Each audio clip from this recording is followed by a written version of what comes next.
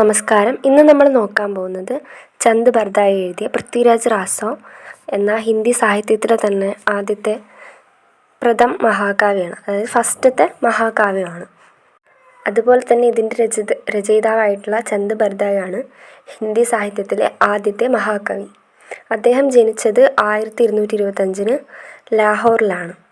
ഡൽഹിയിലെ അവസാനത്തെ ഹിന്ദു സമ്രാട്ട്, അതായത് രാജാവായിട്ടുള്ള പൃഥ്വിരാജ് ചൗഹാൻ്റെ ദർബാറിലെ ഒരു മന്ത്രി, സാമന്ത് എന്ന് പറഞ്ഞാൽ മന്ത്രിയും രാജകവിയും പിന്നെ അദ്ദേഹത്തിൻ്റെ തന്നെ ഫ്രണ്ടും ഒരു സഹയോഗി സഖ ഒക്കെ ആയിരുന്നു.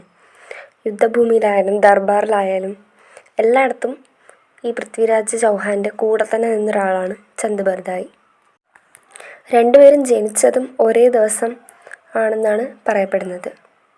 അതുപോലെ അദ്ദേഹത്തിൻ്റെ പൃഥ്വിരാജ് റാസോ, ഈ ചന്ദ് ബർദായി പൃഥ്വിരാജ് ചൗഹാനെ പറ്റിയിട്ട് എഴുതിയ കഥ, ഈ ഹിസ്റ്റോറിക്കലായിട്ടുള്ള ബുക്സൊക്കെ ഇല്ലേ, അപ്പോൾ ഈ പൃഥ്വിരാജ് ചൗഹാൻ്റെ ലൈഫിനെ പറ്റിയിട്ട് എഴുതിയതാണ് ഈ പൃഥ്വിരാജ് റാസോ. ഈ പൃഥ്വിരാജ് റാസോ എന്ന് പറയുന്നത് ഹിന്ദി ഭാഷയുടെ ആദ്യത്തെ പ്രാമാണിക് കാവ്യമാണ്. ഇന്ന് നമ്മൾ നോക്കാൻ പോകുന്നത് പൃഥ്വിരാജ് റാസോയിൽ 20ാമത്തെ അധ്യായമായിട്ടുള്ള പത്മാവതി സമയമാണ്. അപ്പോൾ പൃഥ്വിരാജിൻ്റെ വൈഫാണ് പത്മാവതി. ഈ ഒരു ഭാഗത്ത് 4 സ്റ്റാൻസാസ് ഉണ്ട്. അപ്പോൾ അതിൽ പത്മാവതിയുടെ ജന്മവും രൂപസൗന്ദര്യവുമാണ് ഇവിടെ പറഞ്ഞിരിക്കുന്നത്. അപ്പോൾ ആദ്യത്തെ പാരഗ്രാഫിൽ പത്മാവതിയുടെ അച്ഛനായിട്ടുള്ള വിജയപാൽ എന്ന രാജാവിനെ പറ്റിയിട്ടാണ് പറയുന്നത്. കിഴക്ക് ദിശയിൽ വലിയ വലിയ പർവ്വതങ്ങളുടെ രാജാവായിട്ടുള്ള, അതായത് ഈ പർവ്വതങ്ങളിൽ തന്നെ ഏറ്റവും ശ്രേഷ്ഠനായിട്ടുള്ള സമുദ്രശിഖരം എന്ന് പറയുന്ന പർവ്വതത്തിൻ്റെ വിശാലമായ താഴത്ത്, അതിൻ്റെ അവിടെയാണ് ഈ രാജാ വിജയപാലിൻ്റെ കൊട്ടാരം. ഈ വിജയപാലിനെ പറ്റി പറയുകയാണെങ്കിൽ ദേവന്മാരുടെ രാജാവായിട്ടുള്ള ഇന്ദ്രനെ പോലെ അത്രയ്ക്കും ശ്രേഷ്ഠനായിട്ടാണ് കരുതപ്പെടുന്നത്. അദ്ദേഹം അത്രയും ശ്രേഷ്ഠനാണ്. അദ്ദേഹം യാദവകുല വംശനും അജയനുമാണ്. അതായത് ആരാലും അദ്ദേഹത്തെ തോൽപ്പിക്കാൻ പറ്റാത്ത അത്രയും സ്ട്രോങ് ആയിട്ടുള്ള പവർഫുൾ ആയിട്ടുള്ള ഒരു രാജാവാണ് രാജാ ഇന്ദ്രപാൽ. പിന്നെ അദ്ദേഹത്തിൻ്റെ ഐശ്വര്യത്തെ പറ്റി പറയുകയാണെങ്കിൽ വളരെയധികം കുതിരയും ആനയും ഒക്കെ ഉണ്ട് സേനയിൽ.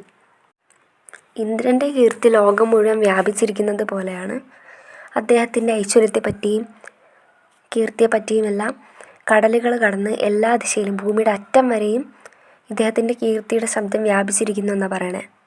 പ്രബലരായിട്ടുള്ള ഇത്രയും ശ്രേഷ്ഠന്മാരായിട്ടുള്ള മറ്റ് രാജാക്കന്മാർ പോലും ഈ രാജാ വിജയപാലിനെ സേവിക്കും. ഇനി പത്മാവതിയുടെ അമ്മേനെ പറ്റിയിട്ടും പത്മാവതിയുടെ ജന്മത്തെ പറ്റിയിട്ടുമാണ് അടുത്ത് പറയുന്നത്. അപ്പോൾ ഇദ്ദേഹത്തിൻ്റെ കീർത്തിയുടെ ശബ്ദം, ആ ഒരു സൗണ്ട് എല്ലായിടത്തും ഇങ്ങനെ പടർന്ന് അത്രയും ഭയങ്കര ശ്രേഷ്ഠനാണ് ഈ പത്മാവതിയുടെ അച്ഛൻ. ഇനി അദ്ദേഹത്തിന് ഒരുപാട് ഭാര്യമാരുണ്ട്. അതിലൊരാളാണ് പത്മസേൻ. സുന്ദരിയായ ഒരുപാട് സ്വഭാവ ഗുണങ്ങളുള്ള ഒരു സ്ത്രീ അദ്ദേഹത്തിൻ്റെ ഭാര്യയാണ് പത്മസേൻ. അപ്പോൾ ആ റാണിക്ക്, അവൾക്കാണ് ഈ ഒരു കുഞ്ഞ് ജനിക്കുന്നത്. ഈ പത്മാവതി എന്നാണ് ആ കുട്ടിയുടെ പേര്. അപ്പോൾ പത്മാവതി, ആ ഒരു മകൾ ജനിക്കുമ്പോൾ ചന്ദ്രൻ്റെ 16 കലകൾ പോലെ, എന്നുവെച്ചാൽ ചന്ദ്രൻ്റെ 16 കലകളെ പോലെ ഭംഗി കൂടി വരുന്നത് പോലെയുള്ള ഒരു മകളാണ് ഈ പത്മാവതി. ഇനി 2ാമത്തെ സ്റ്റാൻസയിൽ അവളുടെ സൗന്ദര്യത്തെ പറ്റിയിട്ടാണ് പറയണത്. അപ്പോൾ ചന്ദ്രൻ്റെ 16 കലകളാലാണോ അവൾ ഉണ്ടായതെന്ന് തോന്നുമാറ് ചന്ദ്രൻ ഇങ്ങനെ ഉദിച്ചു നിൽക്കുന്ന പോലെ അത്രയ്ക്കും സുന്ദരിയാണ് ഈ പത്മാവതി. ഇനി ഈ ചന്ദ്രന് കലകൾ കിട്ടിയത് പോലും പത്മാവതിയിൽ നിന്നാണെന്നൊക്കെ അടുത്ത് പറയുന്നുണ്ട്. ഈ ശൈശവാവസ്ഥയിലുള്ള കുഞ്ഞായിരിക്കുന്ന അവളെ കാണുമ്പം ചന്ദ്രൻ അവളുടെ അടുത്ത് വന്ന് നിന്ന് അവളുടെ അമൃതരസം അവളിൽ നിന്ന് കുടിച്ചിട്ടാണോ ചന്ദ്രന് ഭംഗി വന്നത് എന്ന് തോന്നിപ്പോവും. ചന്ദ്രനെക്കാളും അത്രയ്ക്കും സുന്ദരിയാണ്. ഈ ചന്ദ്രന് ഇവളിൽ നിന്നായിരിക്കാം ഒരു പക്ഷേ സൗന്ദര്യം കിട്ടിയതെന്ന് പോലും തോന്നുമാറ് അത്രയ്ക്കും സുന്ദരിയാണ് ഈ ശൈശവാവസ്ഥയിലെ ഈ പത്മാവതി.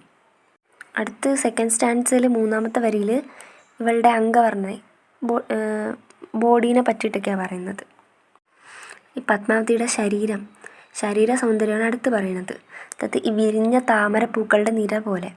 ഈ താമരപ്പൂക്കൾ ഭയങ്കര ബ്യൂട്ടിഫുൾ അല്ലേ. അപ്പോൾ ആ വിരിഞ്ഞ് നിൽക്കുന്ന താമരപ്പൂക്കളുടെ കൂട്ടത്തെ പോലെ ആ ഒരു മാർദ്ദവം, ആ ഒരു സോഫ്റ്റ്നെസ്സും സുഗന്ധവും സൗന്ദര്യവും എല്ലാം ഈ പത്മാവതിയുടെ ശരീരം കവർന്നെടുത്തിരിക്കുന്നെന്നാണ് തോന്നുന്നത്. മുടിയെ അടുത്ത് കരിവണ്ടിൻ്റെ കറുപ്പ് നിറത്തോടാണ് ഇങ്ങനെ രൂപപ്പെടുത്തി പറഞ്ഞിരിക്കുന്നത് കവി. കരിവണ്ട്, ഈ കരിവണ്ടിൻ്റെ കറുപ്പ് മുഴുവൻ കവർന്നെടുത്ത് എല്ലാ കറുപ്പും പത്മാവതി ഇങ്ങനെ കവർന്ന് അവളുടെ മുടിക്കെട്ടിൽ വച്ചിരിക്കുകയാണ്. അതുകൊണ്ട് തന്നെ ആ മുടിക്ക് എല്ലാ കറുപ്പും വന്നതുകൊണ്ട് കരിവണ്ടിൻ്റെ സൗന്ദര്യം, കാന്തി നഷ്ടപ്പെട്ടു പോയി. അടുത്ത ആളുടെ ശബ്ദത്തെ പറ്റിയാണ് പറയണത്. ഓടക്കുഴലിൻ്റെ വോയിസ് എന്ന് പറയുമ്പോൾ ഭയങ്കര സോഫ്റ്റ് അല്ലേ, ഏറ്റവും മധുരമായിട്ടുള്ളൊരു നാദമാണ് ഈ ഓടക്കുഴലിൻ്റെ ശബ്ദം. പക്ഷേ പത്മാവതിയുടെ മാധുര്യമുള്ള ശബ്ദം ഈ ഓടക്കുഴലിൻ്റെ മധുരനാദത്തെ പോലും കവർന്നെടുത്തു. അപ്പോൾ അതിനേക്കാളും വളരെ മാധുര്യമുള്ളതും വളരെ മനോഹരമായിട്ടാണ് അവളുടെ ശബ്ദം. അടുത്ത അവളുടെ കണ്ണുകളുടെ സൗന്ദര്യമാണ്. എപ്പോഴും ഇങ്ങനെ ഇമവെട്ടുന്ന കണ്ണുകൾ. ഈ ഗഞ്ചൻ പക്ഷിയുടെ, അത് ഒരു കവിഭാവനയുള്ള ഒരു പക്ഷിയാണ്. അപ്പോൾ ആ ഗഞ്ചൻ പക്ഷിയുടെ ചാഞ്ചല്യത്തെ ഇങ്ങനെ കവർന്നെടുത്തു. അതുപോലെ മാനിൻ്റെ കണ്ണുകളെന്ന് പറയുമ്പം ഈ മാൻ കണ്ണെന്നൊക്കെ പറയില്ലേ, അത് ഭയങ്കര ഭംഗിയുള്ള വിടർന്ന കണ്ണുകളാണ്. ഈ പത്മാവതിയുടെ കണ്ണുകൾ മാനിൻ്റെ കണ്ണുകളുടെ ഭംഗിവിനെ പോലും കവർന്നെടുത്തു. അപ്പോൾ ഇവളുടെ കണ്ണാണ് എല്ലാറ്റിലും വെച്ച് ഏറ്റവും ബ്യൂട്ടിഫുൾ ആണെന്നാണ് ഈ മാനിൻ്റെ കണ്ണുകളുടെ ഭംഗി കവർന്നെടുത്തു. ഗഞ്ചൻ പക്ഷിയുടെ ചാഞ്ചല്യം കവർന്നെടുത്തു എന്നൊക്കെ പറയണത്. പിന്നെ വജ്രങ്ങൾ അല്ലെങ്കിൽ രത്നങ്ങൾ, അത് അവളുടെ നിറത്തെയാണ് സൂചിപ്പിക്കുന്നത്. ഭയങ്കര വെളുത്ത നിറമാണ്. കീരെന്ന് പറയുന്നത് തത്ത. അപ്പോൾ അവളുടെ മൂക്ക് തത്തയുടെ ചുണ്ട് പോലെയാണ് അവളുടെ മൂക്ക്. അടുത്ത അവളുടെ ലിപ്സിനെ പറ്റി പറയുകയാണെങ്കിൽ ചെന്തൊണ്ടി പഴം എന്ന് പറഞ്ഞാൽ ഭയങ്കര റെഡിഷ് ആയിട്ടുള്ള ഒരു പഴം ആണ്. അതാണ് ഈ അരൂപിമ്പ് എന്ന് പറഞ്ഞാൽ ചെന്തൊണ്ടിപ്പഴം. അപ്പോൾ ആ ഒരു ഫ്രൂട്ടിനെ പോലെ ഭയങ്കര റെഡിഷ് ആയിട്ടാണ്, നല്ല ചുവന്നിട്ടാണ് അവളുടെ ചുണ്ടുകൾ. ഇനി നഖത്തെ പറ്റി പറയുകയാണെങ്കിൽ മുത്തുകളെ വെല്ലുന്ന അത്രയും ശോഭയും ഭംഗിയും നിറവും ഒക്കെയാണ് അവളുടെ കയ്യിലെയും കാലുകളുടെയും വിരലുകളിലും നഖത്തിലും ഒക്കെ ഉള്ളത്. ഇങ്ങനെ നഖശിഖ വർണ്ണ, അതായത് ഹെഡ് തൊട്ട് ലെഗ് വരെ എന്നൊക്കെ പറയില്ലേ, മുഴുവൻ ഫുള്ളി ഇങ്ങനെ വർണ്ണിച്ചിരിക്കുന്നതിനാണ് നഖശിഖ വർണ്ണന എന്ന് പറയുന്നത്. അപ്പോൾ ഇതിലെ നഖശിഖ വർണ്ണന എന്താണെന്ന് ചോദിച്ചാൽ, അല്ലെങ്കിൽ അവളുടെ സൗന്ദര്യത്തെ പറ്റി ചോദിച്ചാൽ ഈ സെക്കൻഡ് പാരഗ്രാഫൊക്കെയാണ് എഴുതാനുള്ളത്. ഇനി പറയുന്നതെന്ന് വെച്ചാൽ അവളുടെ നടപ്പ്, അവളുടെ ചലനം, നടപ്പ്. ഈ ഗജരാജൻ, അതായത് ആനയുടെ, നമ്മളിപ്പം ഈ ക്യാറ്റ് വാക്ക് എന്നൊക്കെ പറയില്ലേ, അതേ കണക്ക് കുറച്ചിങ്ങനെ നടത്തത്തെ പറ്റി പറയുന്നുണ്ട്. ആനയുടെ മന്ദമായിട്ടുള്ള നടപ്പ്, സിംഹത്തിൻ്റെ, ഹംസത്തിൻ്റെ ഗതി, സ്ത്രീകളുടെ നടപ്പ്. അപ്പോൾ ഇതിനെയെല്ലാം വെല്ലുന്നതാണ് അവളുടെ സൗന്ദര്യം, അതായത് അവളുടെ നടപ്പ്.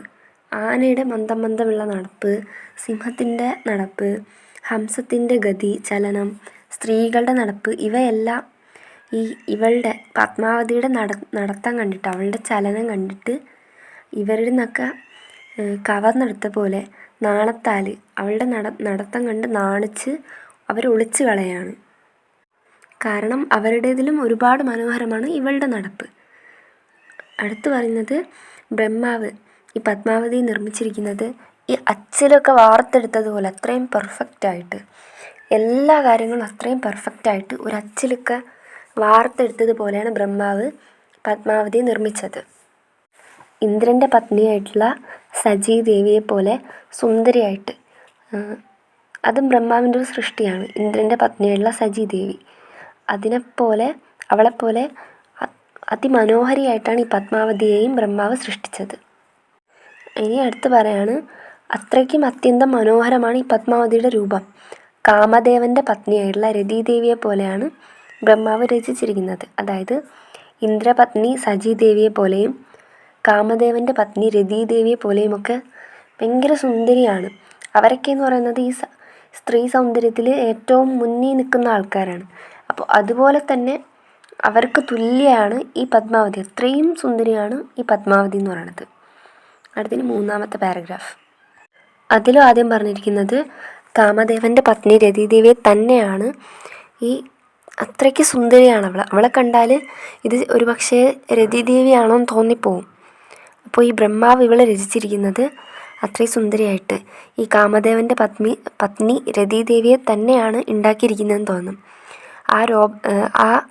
ആ ഒരു രൂപത്തിൻ്റെ മൊത്തം ആയിട്ട് നോക്കുകയാണെങ്കിൽ ആരെയും മയക്കുന്നതാണ് അവളുടെ സൗന്ദര്യം. ആര് കണ്ടാലും അതിൽ മോഹിച്ചു പോവും.